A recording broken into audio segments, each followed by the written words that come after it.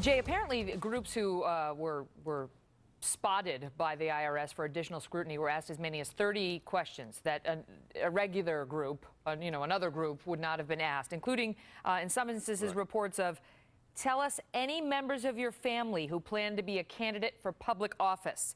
Detail your organization's involvement with the Tea Party. None of your business what my involvement is with the Tea Party, these organizations said.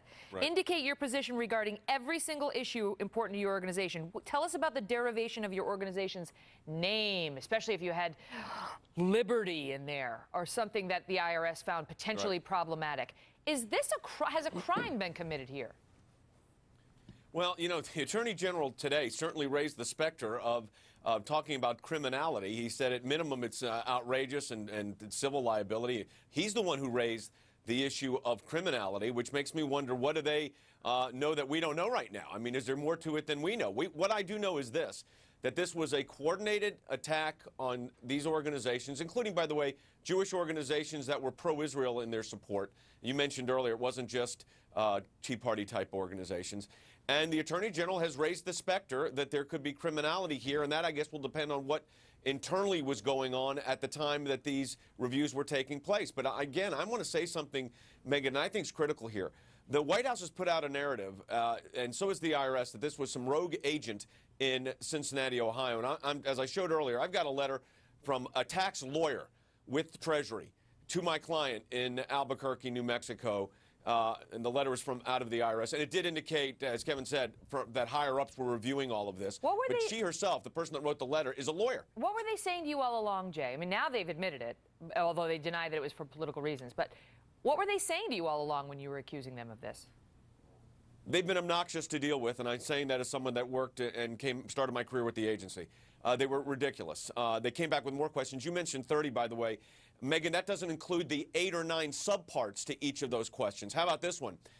Give us copies of every Facebook post you have on your organization's Facebook page and your personal Facebook page. How about we want a list of your members? We want a list of your donors, biographies and family information of members of your board of directors. So they've been, to be quite frank here, we've had 27 cases pending. 2 of our clients withdrew just because the time just got to them. They just said they can't deal with it anymore.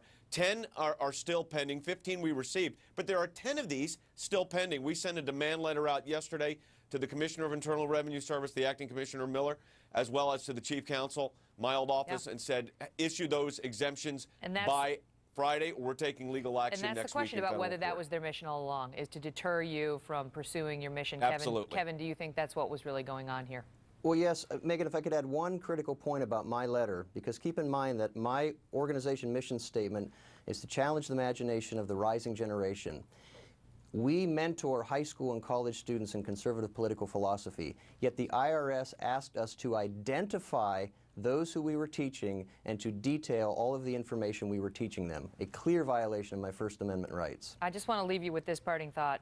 The chairman of the NAACP was on another network this morning and asked about this targeting of the Tea Party in particular, but it goes well beyond the Tea Party. But Julian Bond said on that network, it's entirely legitimate to look at the Tea Party. That's a group of people who are admittedly racist, who are overtly political, who have tried as best they can to harm President Obama in every way. They're the Taliban wing of American politics.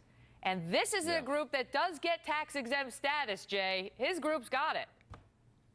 And the NAACP was the basis upon which the Supreme Court ruled in cases I relied on in the 1950s, saying you don't get membership lists. They tried the same thing against the NAACP. Didn't work out very well for them. I'm really surprised, and it's unfortunate that Julian Bond said that. He was a civil rights leader that has got a very is completely misunderstanding the nature of the groups that are involved with this. And to make those statements about getting membership lists and this kind of investigation is truly troubling, coming from someone that understands the struggle the NAACP engaged in. Yeah, I mean, he said something about the IRS behaved in a heavy-handed manner, but he's got no love lost for the Tea Party, who he believes is racist.